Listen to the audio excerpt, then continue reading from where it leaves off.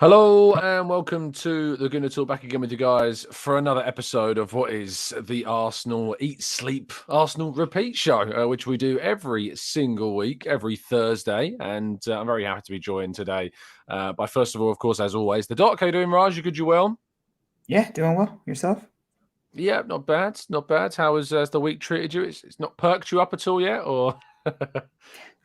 Not yet. Not yet. We'll see Not how yet. Sunday goes. Sunday is the Yeah. perk. Mm. Saturday is the one, yes.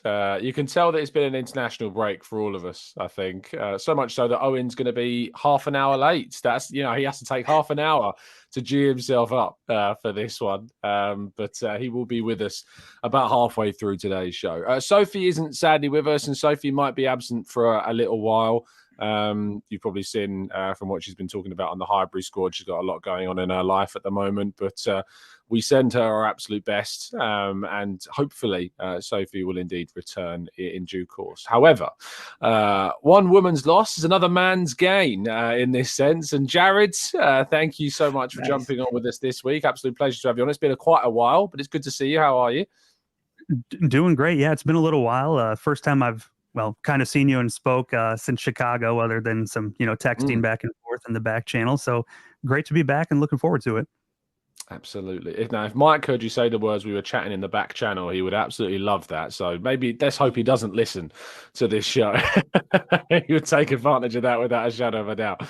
The last time I think we spoke properly was indeed when I was in Chicago. That was an amazing trip, and hopefully something that will become a lot more regular. I'd love to go out to the States again and try and get to an event out there again, maybe even Chicago again, because I just enjoyed it so much. But we'll wait and see if that comes around. But I mean, in terms of Arsenal, it's been a relatively quiet international break, Raj. I mean, we've overall been able to kind of avoid a lot of the talk about injuries. However, there was an interesting injury story that came up yesterday afternoon, this morning. The Mail reporting that Bukayo Saka's nursing a little bit of an Achilles issue, which is kind of I think it sets a lot of Arsenal fans on edge whenever you hear about Saka having any kind of issue. But obviously he played the first game from the start. He came on in the second game, I think toward like the 75th minute, around that point, and played through the game. Is this, do you think, something where players are always going to be carrying something at some stage and it's going to be monitored, or is it something maybe more sinister we need to worry about? Yeah, I mean, I think people have to understand the difference between discomfort and an injury. At the pro level, guys are carrying little things all the time. Like I know most of last season, Ben White had some knee issues going on. So it's just a matter of management. I had a tweet about Martin Odegaard, who has patellar issues since he was 16 that are being managed constantly. So something that comes with the territory, especially as you increase games, you increase intensity. And so it's just, sometimes it can be just, I don't want to say growing pains, but it can just be your body adapting to a higher level of play. But I mean, when you're playing, games as many as he is, and that's not a bad thing. Your body has to adapt to certain things. You're going to have certain pains and discomfort. So, I mean, the training and physio staff is going to be all over that and understanding, when it might be too much for him, when it may not be. And so I understand the word Achilles is quite triggering. And I had, a lot of messages, trust me, always, they see that word, they said low back with Saliba, but Saliba's actually adapted quite well, right? So people get scared of those things, but, it's so commonplace that it happens. Absolutely. I mean, Saka is a bit of a buzzword, Jared. Whenever you hear any concern around him, it emphasizes, the worry in ways. Do you think he is our most irreplaceable player in the team? Oh, mute button. You've done the Drew, as we call it. Yeah, I don't think he's the most irreplaceable, but he's certainly up there. And he's probably the first person people think of when they hear the team name Arsenal right now. He's kind of that forward figure that everybody knows, and he's so beloved by the fan base. Anytime there's talk of him being injured, it is going to scare some people. To me, Saliba is probably the most irreplaceable just because he just does so many things that are important. But Saka is certainly in that realm, and it's tough. We talk a lot about load management in professional sports now, and it's something that teams obviously are very aware of. But Saka's he's young. He's used to playing a lot of minutes. You would like to see, hopefully he gets a few breaks here and there. I think already with Rob Holding gone, he may have the most senior appearances for Arsenal of anybody on the current squad, and he's still relatively young. So it tells you the amount of game time he's getting.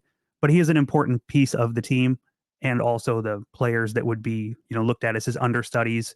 Maybe that would be the spot that there's a little bit more of a drop off than there is in other positions on the pitch. So his importance in that sense seems to be elevated. But if he's out injured, I'll start to worry about it. If they say, this is kind of a thing he's been dealing with, as Dr. Raj said, it's something that they're familiar with. We have an entire team of people who manage those sorts of things, and hopefully can give him, the best chance to stay healthy for as many games as he can play this season. And I expect to see him a lot in the very near future. Yeah, absolutely. I think he, Ødegaard, Saliba, you look at those three and think those are the guys that if you lose, they're pretty much irreplaceable. You can have depth in those positions, but who's going to replace Saka? Who is going to be able to replace Ødegaard? Who is going to be able to replace Saliba? You've got, yes, Ben White that could play, and you can move Tomiyasu, and you've got Vieira, you've got Smith Rowe, you've got Nelson, and these are, good players, but they can't replace what has been lost. And it's almost, an inevitability that at some stage you will lose key players. And it's hopefully about how the team then adjusts to those losses. I mean, you look at City there without Kevin De Bruyne for the majority of the start of this season. So, and how are they going to respond to that? Well, they've responded with 4 wins out of 4. So it's not exactly gone too badly for them without their star man. So I guess when it comes to kind of players that do have persistent injury issues, you then have to start thinking about making decisions on them. And I see A1 in the chat says there apparently Partey will be sold in January, Tom. Hopefully we pursue the guy from Monaco, if true. That's Yusuf Fofana he's talking about there. Now, what I will say is that I have seen the report that came out. I'm kind of, what's the word, reluctant to give it any credibility at all based upon where it's come from, because I can tell you for sure that report hasn't come from anywhere other than guesswork. I can tell you that. But for the benefit of being hypothetical, Raj, say there was an offer from a club, let's hypothetically say Juventus in January. Would you be inclined to consider it if it was sizable? I'm talking around £30 million for a player like Partey, who has had persistent injury issues, and then look to replace him midway through the season. I think it depends on what else is available. Like, we know January window is really, really tough to replace with quality players. So, if that's a possibility and is conditional on that, sure. I just don't know how realistic that is based on the quality you typically get in January. And typically in January, teams also know that you don't have any buyers don't have much leverage in January window, because they know it's for teams who are looking to improve right then. So prices tend to be very inflated as well. So it is conditional for me. I think you have to consider it, but considering what the team's aspirations are on multiple fronts, I just don't think it's quite realistic. Would you be comfortable with it being his last season, though, and then in the summer looking to replace him? Yeah, I think the summer would make a lot more sense, in my opinion. You have more time to put that legwork in and to find a proper replacement, and then potentially sell him on as well. So I think that makes a lot more sense to me than it would during mid-season. And as we've seen with injuries, whether to him or to anyone else, that back end of the season, it's pretty sensitive when it comes to injuries, and it being the difference between perhaps really putting the pressure on for a title later on in Champions League, potentially other tournaments as well. And Jared, just to get your thoughts on this, the people in the chat box constantly saying, he's way too unreliable. Is Partey? I think the statistic going around is, at the moment, prior to the injury, he was available for 64% of games since he arrived. I think that statistic is going to drop, throughout the next few weeks, probably to below the 60% mark, potentially. I'm not sure how much of an impact it'll have on the overall figure. But, when you're getting into the realms of, more than a third of games you're missing, that's a really difficult thing to justify then not thinking about replacing a player. It certainly makes it difficult, and it comes down to the constant argument of ability versus availability. The games that he plays, he's such a high-level player. He's really instrumental in our success in a lot of the games he plays. But where do you rank that if he's only available for half of them or 2/3 of them? So I'm always open to selling a player if the right deal presents itself. Certainly a midfielder who's on the back end of 30, you're always willing to entertain deals. So I think it's a matter of understanding who our replacement's going to be and having that succession plan in place prior to his exit. Because even if, just for the sake of this demonstration, if we say Partey's a 10 out of 10 player in terms of talent in that area, at what point are you willing to make the trade-off of, say, taking a 7 out of 10 player who's available for every single game, a 7.5, an 8? So at some point, there's a player level where it becomes acceptable to kind of make that switch, even if they're not Partey's level, if you know you're going to have the availability from them, which when I say no, you have the availability, obviously that's always an uncertainty, but some players who haven't missed the games that he has would certainly make sense in that area. Yeah, I think so. I think that's probably the best way to look at it. Is when you're looking at what's going on in a player and the squads and how many games they're missing and what options are out there. I think what Raj said about January being really difficult to do business that month. If an opportunity is there, sure, you can go for it, but the likelihood is that it's probably not going to be. So, and also with Ghana qualifying for the African Cup of Nations, he's going to be missing in January. And that might even make a transfer more difficult because he's not going to be here for that as well.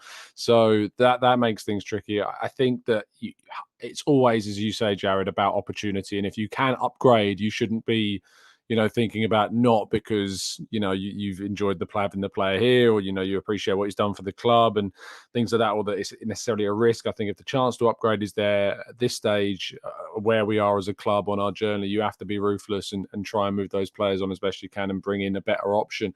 And we do take risks. You look at Kai Havertz, it's a big risk that the club are taking. So let's wait and see how it goes. The other, obviously, big news that dropped today is the news that was exclusively revealed initially by David Ornstein that Vinai Venkatesham is going to be leaving Arsenal at the end of this season. He's been CEO since Ivan Gazidis, of course, stepped down, and he and Raul Sanyehi took over kind of the wider role that Ivan was in charge of. Raul did the football sides, and Vinai did, it was kind of the commercial side of things. I think it was managing director, potentially. He came into the role at initially. And then he was promoted to CEO with Raul moving on and Edu then doing the technical director and sporting director side. And obviously we've seen a number of deals that Arsenal have got involved with, Raj. I mean, the most notable I'm thinking of is Prime and kind of all the controversy that went with Prime and the money that came in with that deal. And they've obviously linked up with Manchester City's Erling Haaland. I think they're Bayern Munich as well. They've got links to as well. And, everyone's got an opinion on KSI and Logan Paul and stuff. But obviously that wasn't the only deal that's been done. There's been lots of other deals that have gone on in the last few years since Vinai's came in. But what have you made of him, if anything? Has he had enough impact on you to even kind of be aware of the things that he's done at the club? I think it's hard to say. We know Mikel has talked about it, Edu's talked about it, that they all kind of work in conjunction with one another. So it's hard to say, what his role really is. Even I have a hard time with transfers, people, discerning between what is Mikel's role, what's Edu's role. And so, I think with Vinai, and the one thing we know with him, he seems to work quite well with this group, and he has a good synergy with them. And so I think, and the positive news here is that there's enough runway here where they can really vet out a possible replacement and find someone who fits kind of that same cultural fit. And I think we've seen that kind of be a theme across, and that's a big reason why Arsenal are where they are, is that they've taken not culture, not just from a player perspective, but from the top to the bottom. So you have to find a replacement that really fits that and understands kind of that ethos as well. It's hard, I guess, from the fan perspective, Jared, in these, because what the club do commercially is it's a very niche thing to be experts in, to really keep track of, especially on a finance side of things. And our mutual friend Mike loves that side of things. But, it's difficult to sit here. If we would have a conversation about Edu stepping down, I could consciously really evaluate the things that he's done, because we're so aware of transfers and the decisions that we've made on the pitch with the players that we've signed or the players that we've sold or not sold well enough. But with Vinai, it's difficult to have too strong of an opinion unless you really know your stuff about the commercial deals we've done. Yeah, I think you're spot on. People place too much. As soon as anyone leaves from the Arsenal hierarchy, everyone's initial thoughts go to what does this mean for the transfer business? And at the end of the day, I don't think it means a lot for it. He's very much involved in all the commercial dealings and all of that, and probably is very in tune with the financial fair play regulations and all of that as well. But in terms of what we as fans are going to see, the impact it's going to have, I wouldn't think it would be anything too massive. I guess that's all subject to who you bring in to replace him, because of course, someone who has a dynamically different idea of how to move the club forward, you could see some changes. But from a fan perspective, Vinai coming out with my assumption being we're going to bring in someone who has a similar background. I mean, and we can talk about a couple options there. I don't think we're going to see anything from the fan perspective that's a dramatic change from what we've seen over the last 18 months to 2 years. Yeah. Fuad says, I think it's fair to say that Tim Lewis is really the de facto CEO, and now they have Juliet Slot doing all these commercial deals. Maybe the writing was on the wall for Vinai. Tim's obviously the vice executive chairman, I believe. Yes, Raj, go on, mate. So, the CEO position isn't typically really the one doing the deals anyways, right? They're kind of more of a people manager. So that like the CEO position isn't really the one doing that day to day anyways, right? So it's much more of a managerial position, speaking specifically to this comment. Yeah, I think that's fair enough. As I said, it's so difficult to really evaluate, what this will mean for Arsenal, because from my perspective, I'm focused about what's going on the pitch, and the only off-field things I'm really focused on is obviously from an ownership standpoint and from an executive transfer standpoint and decision makings with staff members, be that Arteta, contract renewals, contract discussions with players, obviously the women's side of the game, the youth side, the academy. It's difficult to look at and have a real view of what Vinai what we'll lose in Vinai leaving, because I'm just not in the know enough about what he was doing. And as Raj said, the CEO position is kind of, I don't know if I was going to use the word puppeteer. It's not puppeteering, but you know what I mean. It's overseeing kind of so much of things, more so than having a real hand in I guess what's going on, because you delegate so much and you give responsibilities to other people, like Juliet Slot, as Fuad mentions, who has come in as a chief commercial officer. I think she came in, what was it? It must have been 2021. I think she came into the role, and we've obviously seen Edu become sporting director and then take over the massive amount of responsibility that holds with the men's and women's side of the game.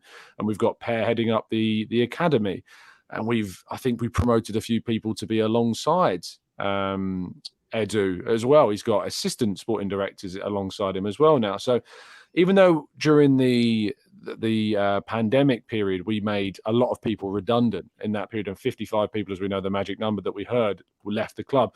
In the period since 2020 and 2021, a lot of people have joined the club in executive and senior positions. We've also seen a structural change of ownership where Stan and Josh Kroenke are now co-chairmen. They're not just the owners, they are co-chairmen at the club, with Tim Lewis being in that vice executive co-chairman chairman position as well. So there is a lot there. There's a lot of people that hold power very high up at the club, and Vinai stepping away, I genuinely don't know what the impact of that is going to be. But what we do know is that the decision being made now will obviously give the club a long, long time, whilst he will leave at the end of the season, to deal with that process of moving him on. So it's nothing, I think, that really is worth more than what we've discussed. Did any of you have any real burning thoughts on this that you felt like haven't been touched upon? Not really. I'm with you in that the thing that works in our favor here is the timing. You have plenty of time to put a succession plan in place, pick out your person, get them acclimated to what you're demanding of them for that specific role. So it's a smooth transition at the end of the year. I think being that it's KSE, we may see them look at someone like Patrick Smith, who does a very similar role for the Colorado Rapids, their MLS team over here. On the pitch, they're terrible, but in terms of their finances, they're in fine shape. But he also, prior to that, worked in a very high up role within UEFA. So he's familiar with European football. He works specifically on the financial analyst group. So he's very in tune with European football, the Premier League, financial fair play. So in terms of someone's CV, he kind of checks all the boxes. And being that he already works with the Kroenkes and KSE in an executive level position, you would assume he's relatively well liked since he's been recently promoted to it. So I think we could see somebody like that. But the reality is, if someone like that comes in, kind of like we've talked about, I don't think we're really going to notice as fans other than seeing a different face sitting in the executive box at the Emirates from time to time. Yeah, I've just had someone send me a tweet saying Vince McMahon should take over his position, which I'm not in favour of at all. Raj. I'll just give one example. So I worked in corporate for a while to give an example of how high level CEO is. So a certain company, there would be an internal year-end review. The deck would be 250 slides. By the time it got to the CEO, that was synthesized into 2 sentences. So like CEOs are not ground. It's extremely, extremely, extremely high level. It's not the day-to-day aspects, but that, it takes its own very much skill set. But then sometimes there's a misunderstanding of kind of how much really CEOs are involved on the day-to-day aspects. Winston's Mike Feinberg, new CEO, gets my vote. You don't know what you are asking for, mate. You do not know what you're asking for with that. Let's bring in someone that I'm sure can tell us everything about the CEO position, because he's the CEO of his home, that's for sure. It's Owen. How you doing, Owen? You good, Joel, my friend? If he could, he's not a CEO of his mute button, that's for sure. It's not even letting him unmute it right now. We'll give him a second. Oh, there we go. There it is. There we go. We're back. No, don't be stupid, mate. You and I both know I'm no CEO of my house. You're in the same sort of perfectly, right? structure. You're in the same structural setup I am. We all are. So let's not kid ourselves. Indeed. We are the ones that get the jobs delegated to. We don't do the delegating. That is for sure. But how are you? Good? I'm good. I'm fresh off the back of 12 holes. It was a good night. So yeah, 12 holes. It's an autumn cup competition. It's midweek competition for the members. So obviously with the dark evenings coming in now, you can't really finish work and play a full 18. So take it down to 12 holes for Stapleford. So yeah, it's good competition. But I won it 3 weeks ago, and I'm in with a pretty good chance this week of winning it again, I think. Lovely stuff. Yeah, I'm looking forward if we can get out in Ireland to play at some point. Something I'm looking forward to. So maybe it will happen. We'll have to wait and see. Let's bring about our next. Let's bring about our next topic. Just quickly, Owen, any thoughts before we do move on Vinai stepping down from his position? Yeah, I don't think it's as dramatic as maybe it sounds. I think that through good work and part of which is Vinai himself's work, we have the management structure in place where if anybody leaves from top to bottom now, that it's not a complete catastrophic case, that we have plenty of time to do our due diligence on the new person to come in. If I would imagine there will be somebody to come in, but don't rule out an internal promotion in that sense, or the responsibility to be spread out among some of our existing management structure already. But listen, people can talk about the fact that he's been here through some of the hard times, but there's no doubt that since he stepped into that position, we've seen an upward trajectory throughout the club. So you have to tip your hat to him. I find it quite strange. I understand it's maybe a stressful job and other opportunities do present themselves, but he's got such a cushy number. He doesn't really get taken into the spotlight too much. He's in a really good position. So I think it's pretty surprising to see him move on. But listen, not that he has a major impact on my life, but I think we can tip the cap and say maybe job well done up to this point. Yeah, I mean, I think the only thing we would have heard about is any controversies, and we haven't. So if you can go out the job and you've not been involved in any of them that we're aware of, I suppose, thumbs up in that case. With it being Premier League football coming back, though, I think the question has to be asked, especially with this now being a period where we're going to be playing midweek games very regularly. We've got PSV in midweek, and then we've got the Brentford game the following week. Jared, is this now the time for Mikel Arteta to start considering some serious rotation? I don't think we're going to see him rotate in these first upcoming games as much as maybe some fans would like, or as much as I always assume we're going to. In the past, when we've started European competition, I've been of the mind that we're going to heavily rotate in some of these games, and we just haven't seen it under Arteta. Down the line, I think we certainly will this season, just because you're going to have to at some point.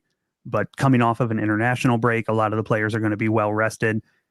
Going into this first week, at least, where we see, Everton, Champions League midweek, and then the North London derby, I think we'll see minimal rotation. We're not going to see the same 11 for all 3 games, but I don't think it's going to be far off of it. Maybe just 1 or 2 players in each game to give some strategical rest to a couple of guys. But coming off the international break, at least for these first few, I would expect it to be pretty consistently our stronger players for the most part. Yeah, I think people may be surprised to see how little there is. But there's also the question, Raj, about for the Champions League games in particular, should we be rotating too heavily? You think about that Man City side that plays, yes, they rotate, but it is only 2, 3, max 4 little tweaks to the 11 when you see them going to the Champions League group stages. Is that what you expect Arteta to do, or maybe even less? Yeah, I mean, I don't expect that. I mean, I don't expect much rotation either. Maybe 2, 3, maybe depending on who you're playing and how tough that matchup might be, and what matches are coming up. It's going to be more contextual to me. But I mean, it's Champions League football still, right? And you want to start off on the right foot, especially and going in winning those games early on is going to help save you maybe having some of those dangerous matches later on in group play and setting you up. So I expect them to go pretty strong. Obviously, we know playing at Goodison has not been easy for the club. So I expect the strong lineup there.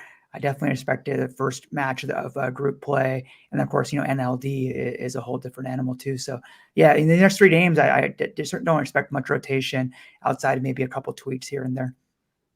I mean, Raj, they brought up the North London derby, which obviously we'll talk about in a lot more detail in next week's show, with it being the Thursday afterwards. But do you think that'll be on the mind of Arteta going into that first Champions League game on, what is it, Wednesday night? Yeah. Yeah, well, look, we always hear the cliche of take it game by game, but there's absolutely no way that people at the top level of sport operate in that manner. There's obviously always planning ahead. They try to say decisions. They do. Oh yeah, 100%. Arteta's 100%. like, next training session, next hour.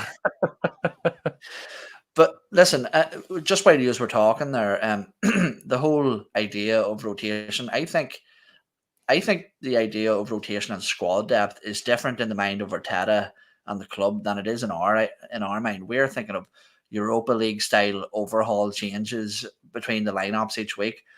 I don't think we're going to see that. I actually look at, and whilst people try to compare us to Man City, I think we're much more comparable to that of Liverpool, which is that last year was a really exciting, frantic, manic, heavy metal football season where we were amazing to watch. And what we're seeing now, and you can see it in the changes that Mikel Arteta is trying to make to the system, whether people like it or not, he's going for a more controlled approach.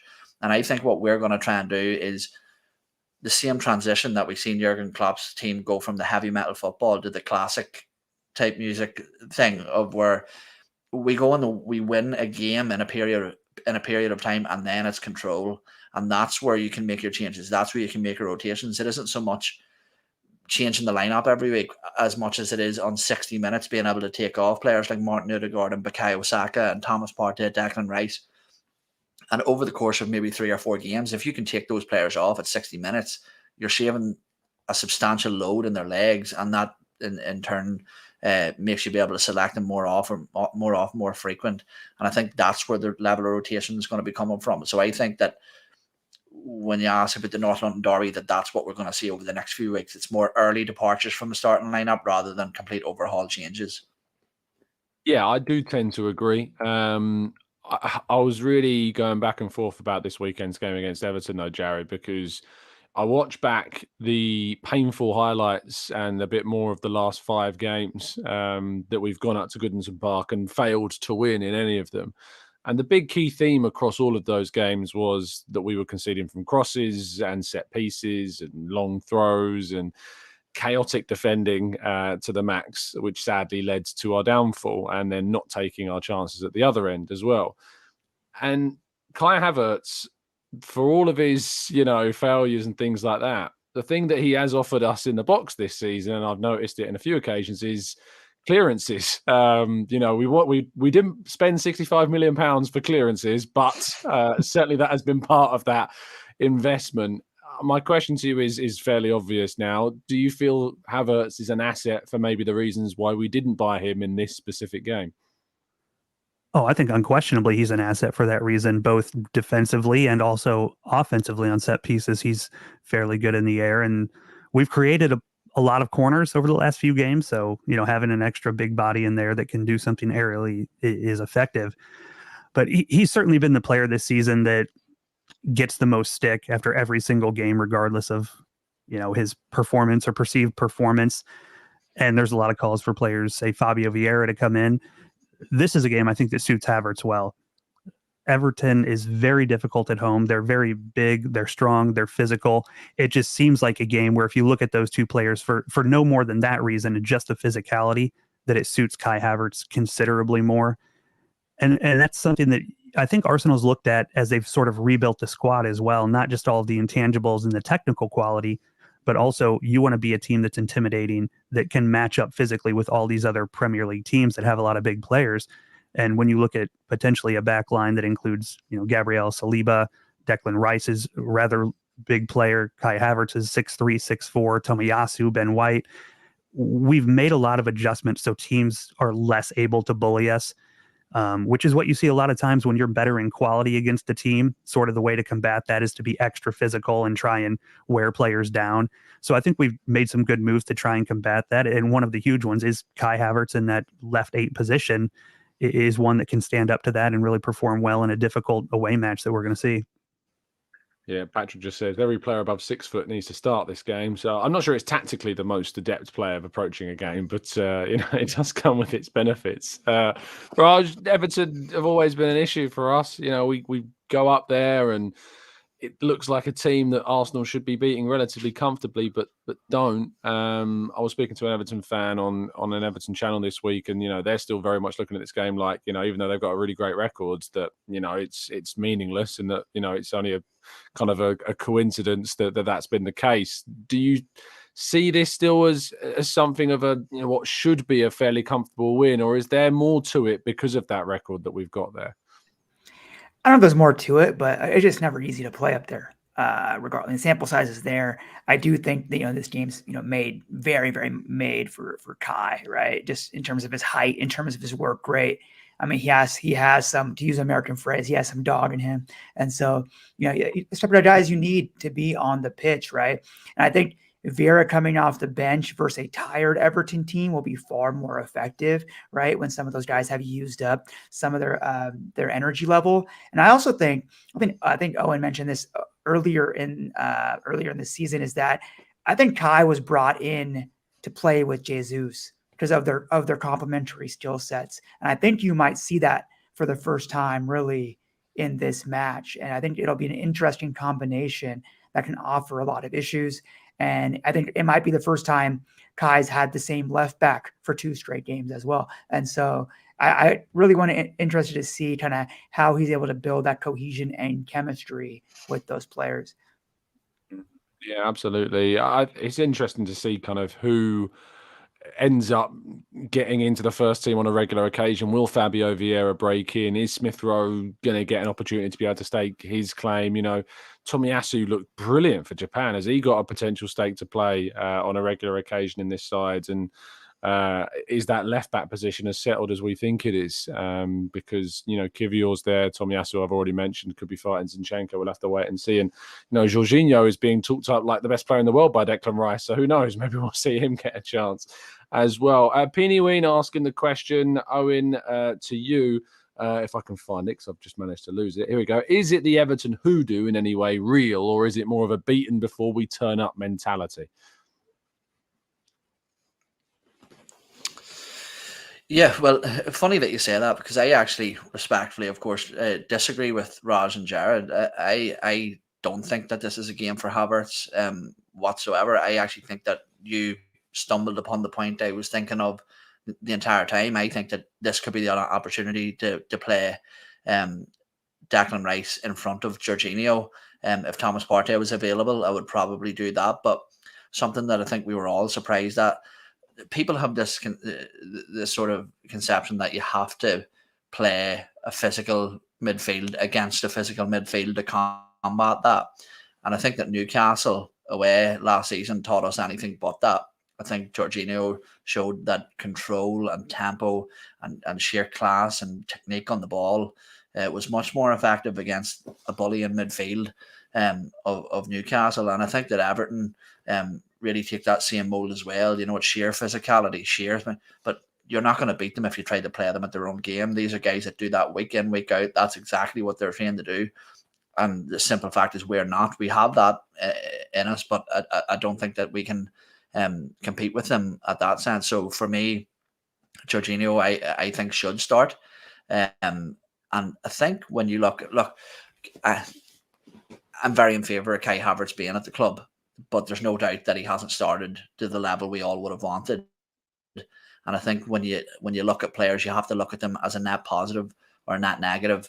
Are they providing more positives than negatives? And for me, whilst there is positives and there's positive signs there from Kai, the truth is that I think he is providing less of a net positive than somebody else would in that role. And I think Declan Rice, in the periods in which he has strayed forward with that bit more freedom, he has shown more end product than Kai Havertz has. So I have much more faith in Declan Rice to do that, and Jorginho will slip in and control the tempo of the game. So for me, that's what I would be doing. I've also toiled with the idea of starting Fabio Vieira in this game because he's been doing, so well. But I think it was Raj who made the point that, was it Raj or Jared that made the point about Vieira coming off the bench could be so good. And that impact that he has made, if we're 1-1 or you're in a position where you're chasing the game and you've got that ability to put the ball in the box like he does, it could be really key for us. So, and at the same time, if you want a target man, having Kai up top's a really good option. But the Jorginho Rice argument, Owen, is a really good one, because last year I felt we lost the game because of the midfield battle being lost. Idrissa Gana Gueye, Amadou Onana and Abdoulaye Doucouré just formed kind of this, physical barrier in some senses, but they just outbeat us to every single second ball and really broke up Arsenal's fluidity. So if you've got someone like Jorginho to kind of pull the strings, and you've got someone like Rice who can on his own tussle a game away from the opponent, it could be a really good foundation to consider. That's for sure. Let's go to the chat box for the last section of today's show. I love this comment from Gooner Works. It says, Tom's slowly stealing away the whole TGP crew. In no time, we'll be having Jared, Owen, Andy, and Hertz all appearing on ESARP for their own show. One of the best podcasts we ever did was when I didn't tell Mike that I'd got Owen, Andy, and Hertz all on the podcast, just as a joke. And the text I received when he realised what I'd done was excellent. So, yeah, maybe something we'll have to do sneakily another time. Also enjoyed this comment from Seizu, who says, always watched the pod on Apple Podcasts and thought Eoin was just a joker on the comments. But the man is cooking fire, super knowledgeable, actually. I owe you an apology. I wasn't familiar with your game. I reckon this is just Eoin's burner account, to be honest. It sounds like that it is. Right, let's tackle some of these questions. Weedy says, Jared, who do you think will play instead of Saka? I'm assuming that's if to say he ever was rotated or injured. Or do you think Arteta will play him with this ongoing issue? I think he's going to continue to play him right now. Obviously, if it worsens, that's going to change the dynamic. But he's the most stalwart player we have in the lineup. I expect him, when he's healthy, to start most every game. As far as who replaces him when he comes out, I like Reece Nelson as an end-of-game impact player to come on, specifically if you're looking for a goal, because he's been really dynamic in that area. I'm not sure he would be my choice to start the full 90, just because of some of the work off the ball maybe isn't up to par for what we would want out of that position. So late game substitution, I enjoy Reece Nelson coming on there. If we're talking about someone starting in that place, since we have the versatility of Eddie up front, I kind of like Gabriel Jesus out to the right. He plays out there for Brazil some, so he's familiar with that position, and it allows us to still maintain a really high technical quality in that area, even without Bukayo. Yeah, this is my pick. I think you start Eddie, you play Jesus on the right. That's, for me, I think the best option that we've got. Or you can play Kai up top and let Jesus play off of him. I think that's potentially something that you could do as well. Speaking of Eddie and Jesus, Raj, who do you think is going to start now that are sat at the 2 on Sunday? I think it's going to be Jesus, just based on his cameo and the level of technicality that he added, technical level that he added, which is going to be really critical, especially on the road in a match like this. So That's my expectation. One thing on right wing, I actually thought Vieira played it quite really, really well in the preseason. So I wouldn't be surprised if he got some time there if it's needed. Even though what Soccer doesn't have, it's not an injury, guys. It's discomfort. So just, Yeah, I think Vieira is often used there because he's our only other left footer that can really kind of play on the right. I know Havertz has played right at Chelsea. I hate him in that position at right wing. I don't mind him playing like right attacking midfield with another winger ahead of him on the right, but I think that playing out and out right, kind of attacking forward, if you like, it just doesn't suit his traits. I'd rather him play in the middle with someone playing off him like Jesus, or playing as kind of an attacking midfielder with players ahead of him to feed, like we saw him do with Leroy Sané for Germany, against France. That was a really, really big assist. I'm hoping that moment actually is a bit of a catalyst for him towards the end of the season. And Vijay asks here, thank you for the donation, Vijay.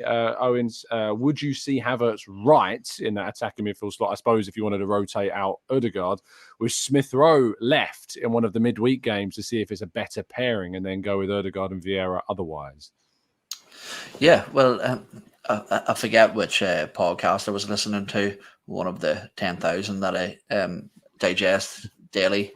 But someone made a really good point, and it was after Kai Havertz got that assist for Leroy Sané's goal during the international break.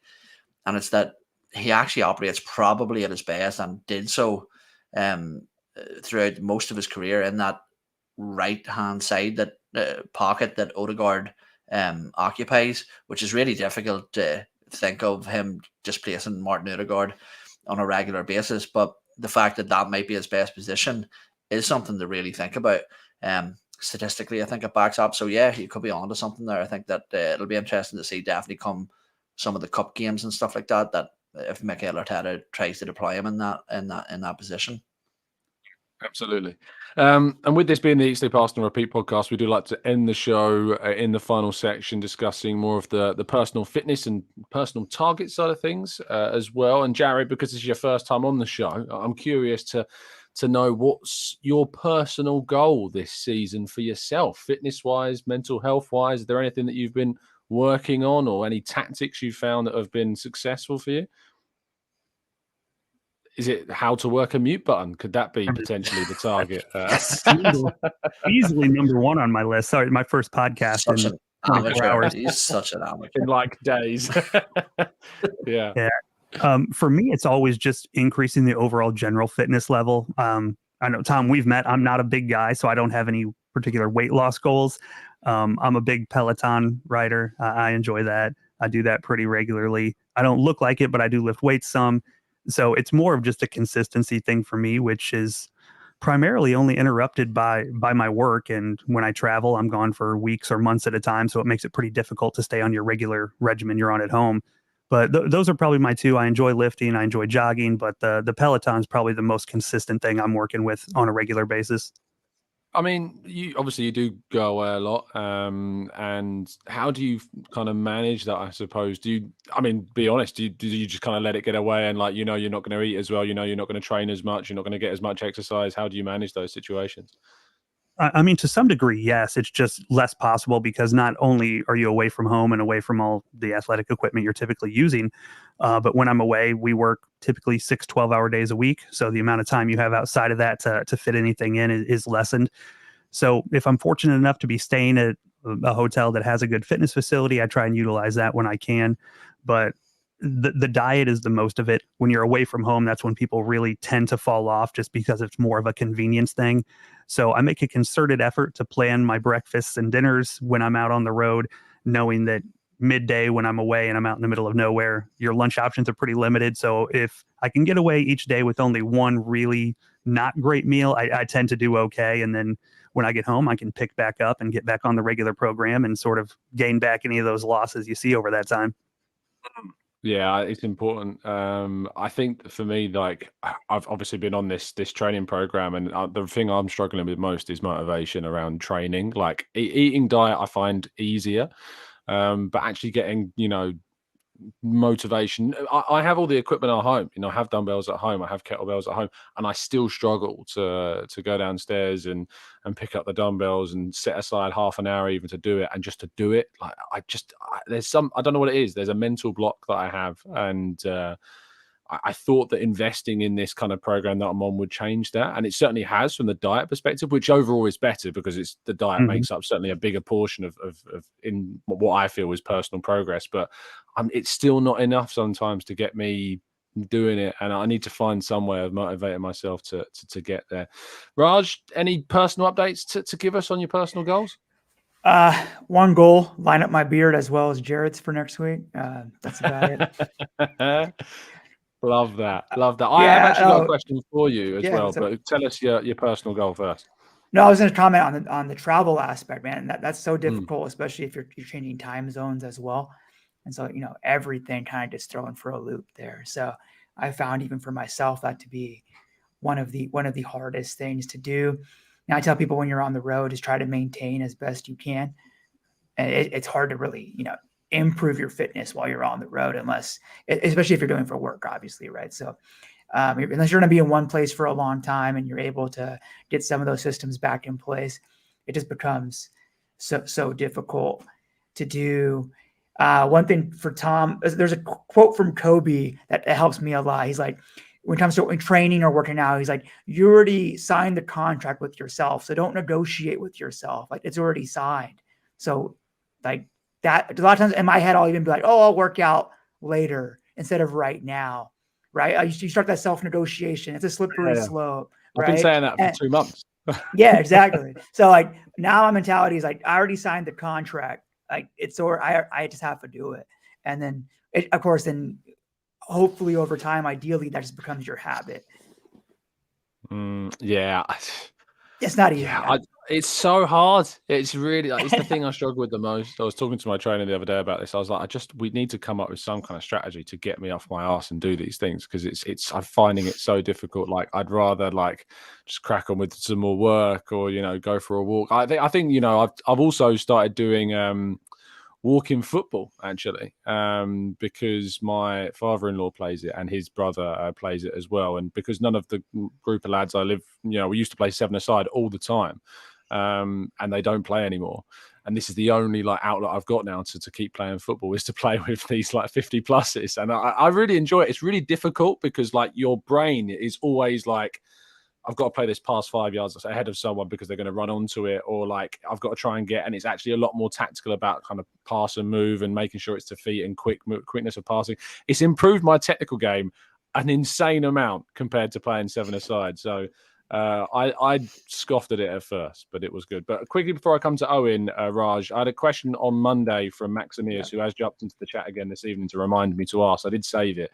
The question was, one more question. I heard ACL and knee injuries are different for ladies than they are for men. How would it affect the return of the likes of Viv Miedema and Beth Mead post-injury?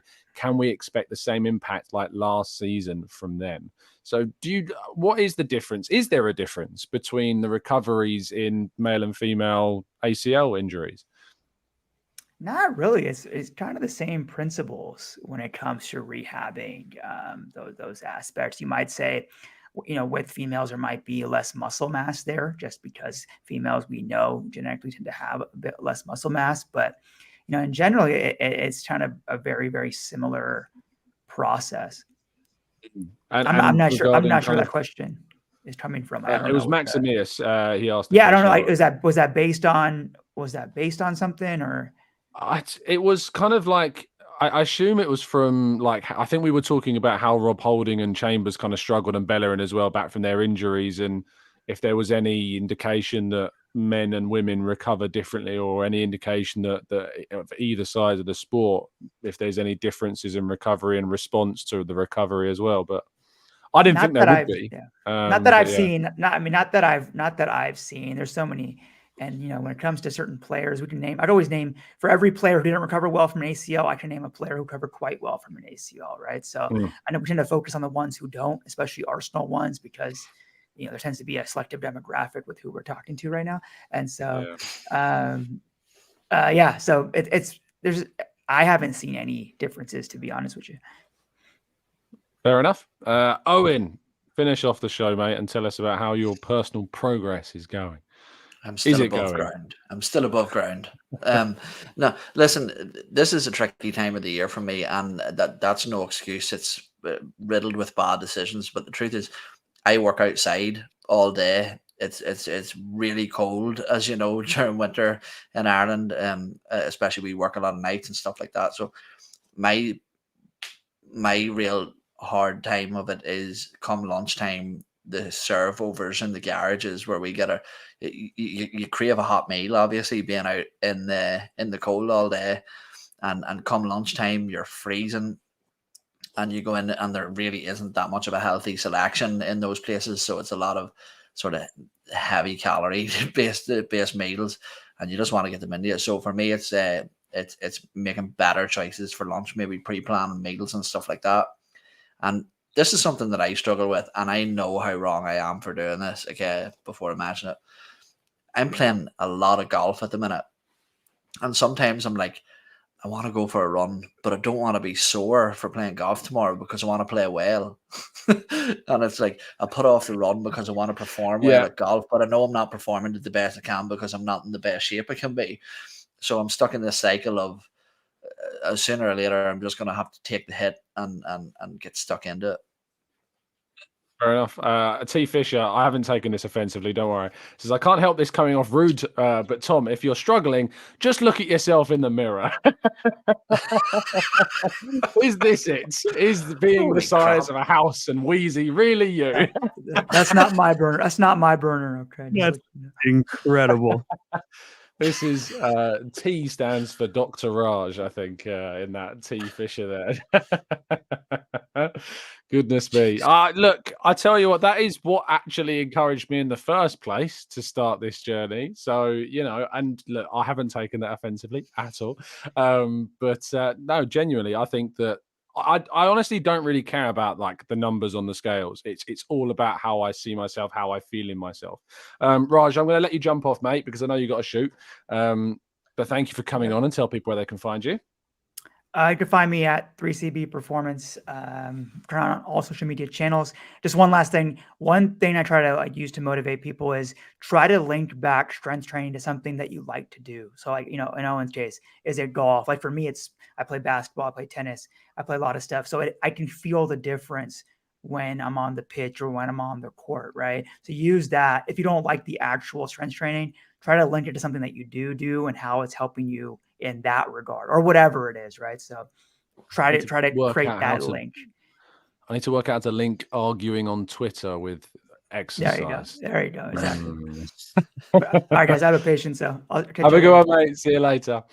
Much appreciate Raj jumping on as always, especially during his busy schedule. We've got about 5 more minutes to go. Just as an update, this weekend for me was like, I had friends down from uni. We went out on Friday. If you watch the Saturday morning show, we went out on Friday. We went out on Saturday, and I had like something silly like 5 hours sleep on Sunday. And this is the first Monday where the value on the scales has gone up from the previous week. And that was hard to see. I'll be very honest. Like I hate, because I got so used to this progression of going from like 100 kilos, and it was 98, then 96, then 95, 94, and I just got into the 93s, and then this week went up to 94.5 again. And I was looking at the scales like, it was tough. Can I make an observation? And this after what T. Fisher said, I don't want any more observations, to be honest. Why don't you look at yourself in the no? What I was going to say is, as someone who has known you for quite a substantial period of time now, I feel that you're somebody who doesn't take the knockback well. And the truth is, you're striving for. You're saying I don't deal with criticism very well, aren't you? No. What I'm saying is, and I'm quite similar to you. Whereas, like you said, you're going 95, 94, 93, 92, 93, and you go, oh, God's sake, I want up one. That's that. There's no point now. Whereas the truth is, you're striving for progression and not perfection. You're never gonna be perfect, and life living like that on those diets, on those lifestyles, they're not sustainable for a massive period of time. You're what age? You're a guy in your late 20s. You're obviously going to want to enjoy yourself. So I think you beat yourself up too much sometimes. Yeah, I probably do. I have to do it's daily kind of measuring of weights, and today we went back into the 93. So again, kind of that was definitely a plus. And Temi says here 94 kilos, isn't bad for someone who's 6'3", and you're right, it's not. And I'm not, in any kind of weight category that puts me in any kind of where there's concern, shall we say, or like it's just a case of like wanting to feel better in yourself, wanting to fit your clothes better, and whilst I am in the age bracket I am trying to maximize potential that's there. It's minimal potential, but I want to maximize it. So yeah. Any final thoughts, boys, before we wrap up? No, I mean, in terms of health and fitness, as you said, sometimes it's motivated to do a full workout. What I always kind of tell myself and tell other people is that doing anything is better than doing nothing. If you say I can't do my workout I had planned, you can do push-ups, you can do squats right where you're standing right now, no equipment, no anything, and you can do it rather quickly. So you don't have to go run 10 miles to improve your situation daily. Drink a lot of water and just do minimal things rather than doing nothing. And when you do that over a long period of time, you're in a much better place than you would have been otherwise. Absolutely. Well said. Owen? Yeah, it's similar to what Raj said earlier. It's a rule that whilst I haven't been living by it much, when I was doing a lot of training and was quite in shape, I always used to just have it the 5-second rule. And it's that if you think, okay, now I'm going for a run, get up and get ready within 5 seconds, because the longer you sit in the sofa, the more unlikely you're going to be to get it. So instead of sitting about waiting, just go and do it. Absolutely. Just do it. I'm sure there's a phrase that someone's used there before. Arsenal aren't manufactured by them, so we can't, we can't talk about them. But certainly it's been a really good show, I think, actually, this evening. Covered a lot of topics, done a lot of talking, football and non-football as well. So thank you to everyone that's continued to tune in and listen. I hope that you've enjoyed it. If you have, make sure you drop a like, leave a comment on anything that we've talked about today that you've felt particularly strong about, and let us know your thoughts on. If you're listening on iTunes, please leave a very kind review. We'd appreciate it. Massive thank you to Raj, of course, who had to jump off at 3CB Performance, that you can find him on Twitter. Jared, fantastic debut on the ESARP podcast. I'm sure it will not be the last, but thank you for jumping on. Really appreciate it, and good to speak to you again. Yeah, likewise. It was great to talk to you again. Great to join the show. It's been a little while since we got to do one together, and it was a lot of fun. So we'll have to do it sometime, hopefully sooner rather than later. Yeah, you can find Jared on Twitter at I can't unmute myself. No, Jared, tell people they can find you, mate. Yep, you can get me on Twitter down below. It's at JC_AFC. And typically on Mondays, you can find me with Owen and the boys over on the Gooners pod.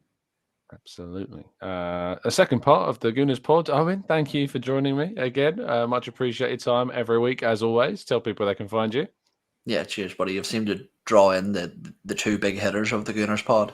And I'm sure Mike Weinberg is going to be 90%. Because he's always like, we do stuff like this all the time, and he's like, why don't you just podcast on our channel? Listen, at this point, I just do it to annoy him more than anything. But yeah, listen, you can find me, as you said, over on the Gooners pod sporadically, and on Twitter at Eoin Young AFC, as you see down there, the dodgy spelling. But it's a pleasure to be on, as always. Of course, mate. You can, if you've enjoyed Jared and Owen's content and talking this evening, you can see both of them on plenty of the 27 hours of podcasting that Mike did over the course of Sunday and through to Monday. And I think, again, into Tuesday. I think I jumped in to say I was going to sleep for the second time during this live stream, because I genuinely was, because it started Sunday and finished sometime late on Monday night. So yeah, it was an amazing achievement. Well done to you two, by the way, for both playing your part in that. You did fantastic. Well, very smart, Jared, by the way, in your tie. It looked fantastic. So yeah, it's you get invited to an event that happens once a year. I thought I should show up looking better than I typically do. Fair enough, mate. You smashed it. And I thought, in the conversation, remind me who it was that you were on with at the time. I can't. Henry.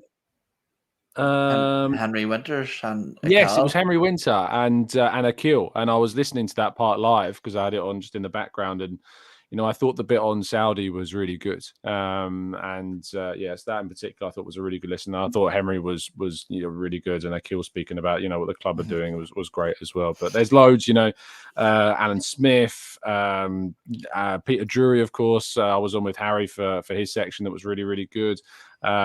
Former Arsenal players galore on there, and some MLS All-Stars as well to go and check out. And Sophie did a brilliant job, of course, as well, considering the circumstances over there and our thoughts. And if you'd like to send Sophie a very nice message while she's away from us at the moment, I'm sure she would very much appreciate that. But thank you for listening, everybody.